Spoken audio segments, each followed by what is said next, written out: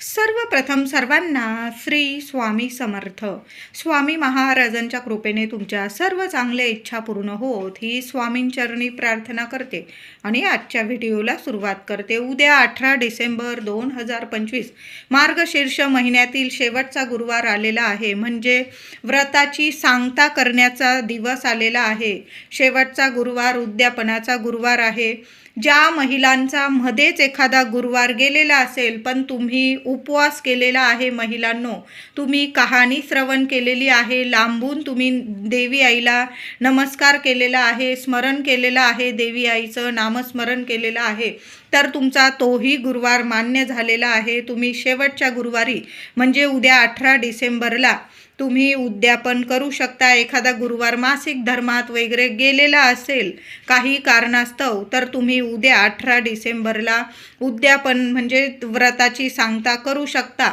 आता समजा उद्याच तुम्हाला कुठं जावं लागलं किंवा मासिक धर्म आला, काही कारणास्तव उद्या तुमचं उद्यापन राहून गेलं, तर मग महिलांनो तुम्ही 25 तारखेला ख्रिसमस नाताळच्या दिवशी तुम्ही उद्यापन करू शकता. असं नाही की पौष महिन्यात उद्यापन करू नये. उद्या जर तुमचा गुरुवार म्हणजे गेला, पूजा वगैरे झाली नाही, उद्यापन करता आलं नाही, तर मग तुम्ही 25 तारखेला करू शकता.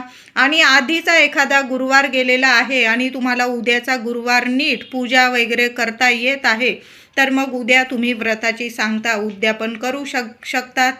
आता उद्यापन कसं करावं, तर दर गुरुवारी जशी आपण पूजा सेवा करतो देवी लक्ष्मीची, अगदी तशाच पद्धतीने शेवटच्या गुरुवारी सुद्धा पूजा मांडणी वगैरे तशाच पद्धतीने करायचं आहे. आणि संध्याकाळी देवी आईची आरती वगैरे झाल्यानंतर 7 सवाष्ण किंवा तुमच्या घराजवळ जास्त सवाष्ण महिला असतील, तुम्ही बोलवत असाल त्यांना, सर्व सवाष्ण महिलांना आदराने घरी बोलवायचं आहे. त्यांना आमंत्रण द्या. तुम्ही स्वतः जा किंवा मुलांना पाठवा बोलवायला. त्यांना आनंदाने आग्रहाचं आमंत्रण द्यायचं आहे आणि त्यांना हळदी कुंकू करायचं आहे. त्यांना घरी बोलवायचं आहे, त्यांना हळदी कुंकू लावायचं, त्यांना नमस्कार करायचा आहे, फळ फूल देऊन त्यांना मानपान करायचं आहे. गोड दुधाचा किंवा खीर केलेली असेल तुम्ही, ती खीर किंवा गोड दुधाचा नैवेद्य द्यायचा आहे. किंवा तुम्ही शेवटच्या गुरुवारी दरवर्षीप्रमाणे तुम्ही जर त्यांना जेव खाऊ घालत असाल, त्यांची ओटी वगैरे भरत असाल, काही ठिकाणी 7 सवाष्ण किंवा 11 सवाष्ण जेवू घातल्या जातात, त्यांना ओटी भरली जाते.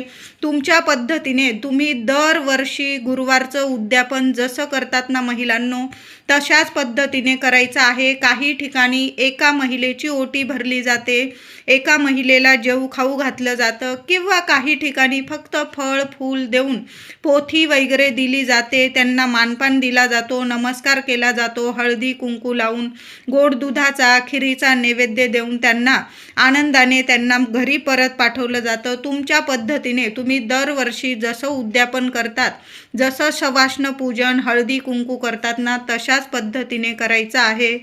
आता ज्या कुमारिका कन्या असतील, त्यांनी व्रत केलेलं असेल, तर मग तुमच्या घराजवळील ज्या कुमारिका असतील, 7 कुमारिका 5 कुमारिका किंवा 2 कुमारिका, तुम्हाला जेवढ्या कुमारिका मिळतील ना, त्यांना घरी बोलवायचं आहे. तशाच पद्धतीने जसं आपण सवाष्ण पूजन करतो, कुमारिका असल्या तरी देवी लक्ष्मी स्वरूप आपण त्यांना घरी बोलवत आहोत. ज्या कुमारिकेने हे व्रत केलेलं आहे, त्यांनी त्या कन्येने त्या कुमारिकेने जेवढ्या कुमारिका घरी बोलवल्या आहेत हळदी कुंकवाला, त्या कुमारिकांना स्वतःच्या हाताने, ज्या कुमारिकेने व्रत पूजा केलेली आहे तिने स्वतःच्या हाताने बोलावलेल्या कुमारिकेंना हळदी कुंकू लावायचं आहे, फळ फूल हातात द्यायचं आहे, पोथी हातात द्यायची आहे, नमस्कार करायचा आहे. जसं आपण सवाष्ण पूजन करतो ना, तशाच पद्धतीने आपण करायचं आहे. जेवढ्या कुमारिका भेटतील तेवढ्यांना नक्कीच मानपान करा. जेवढ्या सवाष्ण भेटतील तुम्हाला, 1 भेटो 5 भेटो 7 11 21, तुमच्याकडं जेवढ्या सवाष्ण किंवा कुमारिका येत असतील त्यांचा छान मानपान करा, हळदी कुंकवाचा कार्यक्रम करा. आता समजा तुमच्या घराजवळ नाही महिला मिळाल्या किंवा एखाद्या कुमारिकेने हे व्रत केलेलं आहे, नाही कुमारिका मिळाल्या, मग काय करायचं? 7 केळी घ्या किंवा 11 केळी घ्या, फूल घ्या, त्यावर हळदी कुंकू अर्पण करा. आणि तुमच्या घराजवळ जे देवी मंदिर असेल ना, महालक्ष्मीचं मंदिर असेल, तुमच्या कुलस्वामिनीचं गावदेवी मंदिर असेल, तुमच्या घराजवळ जे माऊलीचं मंदिर असेल तिथं जायचं आहे.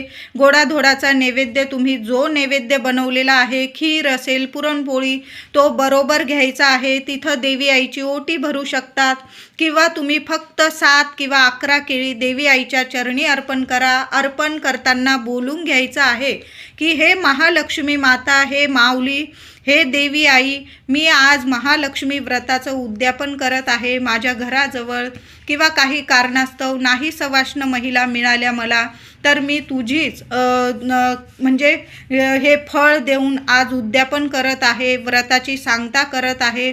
असं साध्या सोप्या मी फक्त उदाहरण दिलेलं आहे. तुमच्या मनात जी इच्छा आहे देवी आईला बोलून घ्या. ते फळं, केळी नाही मिळाले इतर फळं तुम्ही ठेवू शकता देवी आईच्या चरणी. 7 ठेवा, 11 ठेवा, 21 ठेवा, तुमच्यावर आहे. चांगली टोपली भरून फळं देवी आईच्या चरणी अर्पण केली ना तुम्ही तरीही चालेल. आपण फूल अर्पण करा देवी आईला, वेणी अर्पण करा, ओटी भरायची असेल ओटी भरू शकता. अशा पद्धतीने तुम्ही मंदिरात जाऊन सुद्धा उद्यापन करू शकतात महिलांनो. तर आता उद्या शेवटचा गुरुवार, सकाळी लवकर उठायचं आहे महिलांनो. आंघोळीच्या पाण्यात चिमूटभर हळद टाका, माता लक्ष्मीचं नामस्मरण करा, तुमच्या इच्छा बोला देवी आईला आणि डोक्यावरून आंघोळ करायची आहे. म्हणजे केससुद्धा धुवायचे आहे. घराची फरशी पुसा, घरदार स्वच्छ करा. इतकं प्रसन्न वातावरण राहिलं पाहिजे की देवी आई साक्षात आली पाहिजे आणि घरात अखंड वास केला पाहिजे. इतकं सुंदर उंबरठा पूजन करा महिलांनो. हळदीचं लेपन करा. छान उंबरठ्याच्या दोन्ही बाजूला मातीच्या पंतीत दिवे लावा किंवा तुम्ही दररोज जे दिवे लावतात देवी आईच्या स्वागतासाठी सकाळी पण दिवे लावा. उद्या आणि संध्याकाळी सुद्धा दिवे लावायचे आहे. आता सकाळी सहज उंबरठा पूजन झाले महिलांनो. बघा उद्या शेवटचा गुरुवार आहे. उंबरठ्यावर एका मातीच्या पंतीत किंवा दोन्ही साईडला ठेवता आलं, नाही ठेवता येत, लहान लेकरं असतात पायाने तुडवतात वगैरे, एका साईडला एखाद्या कोपऱ्यात जिथं कुणाचा पाय पडणार नाही त्या साईडला ठेवा. एक मातीची पंती घ्या, थोडेसे चिमूटभर अख्खे तांदूळ, 2 लवंग आणि चिमूटभर दालचिनीचा तुकडा, अगदी बारीकसा दालचिनीचा तुकडा, 2 कापराच्या वड्या, या सर्व वस्तू आपल्या तांदळावर मातीच्या पंतीत ठेवून द्यायच्या आहे. कळालं असेल माझ्या सर्व महिलांना. मातीची पंती घ्या, स्वच्छ धुवून घ्या आधीची असेल, त्यात थोडेसे तांदूळ घ्या, 2 कापराच्या वड्या ठेवा, 2 लवंग, दालचिनीचा छोटासा तुकडा ठेवून द्या. दिवसभर ठेवून द्या. संध्याकाळी ती मातीची पंती येण्या जाण्याच्या रस्त्यात उंबरठ्यावर घ्यायची आहे तुम्हाला आणि कापरासोबत या वस्तू जाळून टाकायच्या आहे. आपण महालक्ष्मीची आरती तर कापराने करणारच आहोत. तो कापूर सगळ्या घरात फिरवा आणि उंबरठ्यावर या वस्तू संध्याकाळी जाळून टाकायच्या आहे. सुंदर सोन्यासारखा अनुभव नाही आला तुम्हाला तर मला बोला. घरात कितीही दुःख दारिद्र्य असू दे, पीडा असू दे, त्रास असू दे, लगेच क्षणात नष्ट होईल. कुणाचीच नजर बाधा देवी लक्ष्मी तुमच्या घराला कधीच लागू देणार नाही. तांदळामुळे आपले पितृदेवता प्रसन्न होतात, आपली वास्तू प्रसन्न होते. लवंग आणि दालचिनी या वासामुळे देवी लक्ष्मी कायम प्रसन्न राहते. यामुळे लक्ष्मी नारायणांची कृपा हवी असेल तर उद्या उंबरठ्यावर या वस्तू सकाळीच ठेवा आणि संध्याकाळी त्या वस्तू छान अशा जाळून टाकायच्या आहे. दोन्ही साईडला हात लावा उंबरठ्याला महिलांनो. तुमच्या मनातील इच्छा माता लक्ष्मीला सांगा आणि त्या वस्तू जाळून टाकायच्या आहे. अनुभव सुंदरच येईल तुम्हाला. उद्या घराचं मुख्य दार सुद्धा पुसायचं आहे महिलांनो. मुख्य दारावर हळदी कुंकवाने स्वस्तिक काढायचं आहे. मार्गशीर्ष महिन्यातील शेवटचा गुरुवार आहे. जेवढ्या सेवा जमतील ना करा. वर्षभर पुन्हा असा दिवस येणे नाही. मुख्य दारावर 5 आंब्यांच्या पानाची डहाळी ही लागलीच पाहिजे किंवा 11 पानांचं तोरण लावा, 21 पानांचं तोरण लावा, पण आंब्याची पानं ही आपल्या मुख्य दरवाजावर लागलीच पाहिजे. शुभ कार्य घडून येतील तुमच्या घरात, शुभ कामं होतील, सर्व काही गोड होईल, माऊलीची कृपा होईल. असा सुंदर दिवस आहे. आपण 5 प्रकारची पत्री तर आणणारच आहोत. त्यात जास्तीचे 5 आंब्याची पानं जरूर आणा. धुवून घ्या, पुसून घ्या. प्रत्येक पानावर लक्ष्मी नारायणांचं नामस्मरण करा आणि हळदी कुंकवाचं बोट लावा आणि आपल्या मुख्य दरवाजावर ती 5 आंब्याच्या पानांची डहाळी जरूर लावून द्या. खूप खूप छान तुमच्या घरात शुभ कार्य घडून येतील. तुमच्या मुलांची प्रगती व्हायला लागेल, पैसा येईल, टिकून राहील, बरकत होईल. प्रत्येक कामात तुम्ही काम करत आहात, कष्ट घेत आहात, त्या कष्टाला दैवी लक्ष्मीचं फळ तुम्हाला मिळेल. लक्ष्मीनारायणांची साथ तुम्हाला मिळेल आणि छान छान चमत्कार तुमच्या आयुष्यात घडून येतील. म्हणून आंब्याची डहाळी आपल्या मुख्य दरवाजावर जरूर लावा महिलांनो. उद्या अंघोळीनंतर तुळशी मातेची सुद्धा छान अशी सेवा करायची आहे. जिथं तुळशी मातेची सेवा होते, तुळशी समोर ओम नमो भगवते वासुदेवाय नमः, ओम नमो भगवते वासुदेवाय नमः. जी महिला या मंत्राचा जप करत तुळशी मातेची सेवा करते, त्या घराचा उंबरठा त्या महिलेला माता लक्ष्मी कधी रडू देत नाही. तिच्या सर्व इच्छा आकांक्षा माता लक्ष्मी नक्कीच पूर्ण करते. तिच्या मनातली कुठलीच इच्छा माता लक्ष्मी अपूर्ण ठेवत नाही. महिलांनो, तुळशी मातेची छान पूजा करा. नवीन तुळस लावायची असेल, सुंदर दिवस आहे, नवीन तुळस लावा. तुळशीला हळदी कुंकू फुलं वाहून अक्षता वाहून पूजा करा. श्रीहरी विष्णूंचा मंत्र जपा. 1 रुपयाचं नाणं तुळशीच्या मातीत जरा म्हणजे संध्याकाळपर्यंत ठेवून द्या. संध्याकाळी पूजा सेवा झाल्यानंतर ते नाणं काढून घ्या, किंवा तुम्हाला नाही लक्षात राहिलं, शुक्रवारी जरी ते नाणं काढून घेतलं आणि तुमच्या स्वतःच्या पर्समध्ये ठेवा. महिलांनो, तुमची पर्स कधी खाली होणार नाही, एवढं तर मी 100% नक्की सांगते. शेवटचा गुरुवार आहे, तुळशीच्या मातीत 1 रुपयाचं नाणं ठेवून द्या. कुणाला हात लावू देऊ नका. त्यावर थोडी माती भुरभुरून दिली तुम्ही तरीही चालेल, किंवा एखाद्या कोपऱ्यात ठेवा, पण तुळशीच्या कुंडीतच 1 रुपयाचं नाणं ठेवा. दुसऱ्या दिवशी शुक्रवारी काढून घ्या. तुमच्या तिजोरीत ठेवू शकतात किंवा तुमच्या पर्समध्ये ठेवा. सुंदर अनुभव येतील. पैशाला पैसा जोडला जाईल, बरकत येईल. पैसा तुमच्याकडं नाही अशी गोष्ट कधी घडणार नाही. उद्या देवघरातील देवांची छान पूजा करा महिलांनो. केशर असेल तर लक्ष्मीनारायणांच्या मूर्तीवर दुधात 2 धागे का होईना केशर टाका किंवा पाण्यात टाका. केशरयुक्त पाण्याने किंवा दुधाने देवी लक्ष्मीच्या मूर्तीवर, किंवा श्रीयंत्र असेल किंवा तुमच्याकडं लक्ष्मीनारायणांची मूर्ती असेल, बाळकृष्णाची, त्या मूर्तींवर तुम्हाला किंवा सर्व देवी देवतांना केशरयुक्त पाण्याने किंवा दुधाने अभिषेक करा. आता नाही केशर, चिमूटभर हळद टाकून द्या आणि त्या हळद मिश्रित थोडं कुंकू जरी टाकलं, हळद कुंकू, त्या हळद कुंकू मिश्रित पाण्याने तुम्ही देवी देवतांच्या मूर्तीवर अभिषेक करायचा आहे. सर्व देवी देवतांना तुम्हाला तांदळाच्या राशीवर स्थापन करायचं आहे. दुसऱ्या दिवशी अमावस्या आहे, अमावस्येला ते तांदूळ तुमच्या मुख्य डब्यात टाकून द्यायचं आहे. तर उद्या 18 तारखेला रात्री, उत्तर रात्री 4:59 अमावस्या प्रारंभ होणार आहे, मार्गशीर्ष अमावस्या. आणि 20 तारखेला सकाळी 7:12 ही अमावस्या तिथी संपणार आहे. 19 तारखेला संपूर्ण दिवस रात्र ही अमावस्या आहे. बरेच लोक म्हणतील की 18 तारखेलाच अमावस्या आहे, तर नाही, अमावस्या ही 19 तारखेला आहे. 18 तारखेला उद्यापन करताना कुठलीही अमावस्या नाही आणि कुठलंही काही नाही. म्हणून 18 तारखेला आपण दिवसभर आपण उद्यापन, पूजा, सेवा करू शकतो. पण तुम्ही जर राहू काळ पाळतात महिलांनो, तर दुपारी हा 2 तासाचा राहू काळ असणार आहे. आपण वर्षात लक्ष्मीपूजन म्हणजे आपण मुख्य लक्ष्मीपूजन आपण अश्विन अमावस्येला करतो, तर मार्गशीर्षाचे 4ही गुरुवार आपण लक्ष्मीपूजन करत असतो. तर शुभ वेळेत शुभ काळात जर पूजा उद्यापन केलं तर शुभ फळ आपल्याला देऊन जाईल. तर दुपारी 1 ते 3 हा राहूचा अशुभ काळ असणार आहे. तुम्ही मानत असाल तर म्हणते, नाही तर उद्याचा दिवस संपूर्ण दिवस रात्र शुभच आहे. फक्त राहू काळ 1 ते 3 या वेळात, या काळात पूजा मांडणी करू नका. आणि घरी महिलांना सवाष्ण पूजन करताना हळदी कुंकवाला सुद्धा या वेळात, या काळात उद्यापन करू नका. खरं तर सवाष्ण पूजन, हळदी कुंकू हे मार्गशीर्ष उद्यापन आपण संध्याकाळी केलं.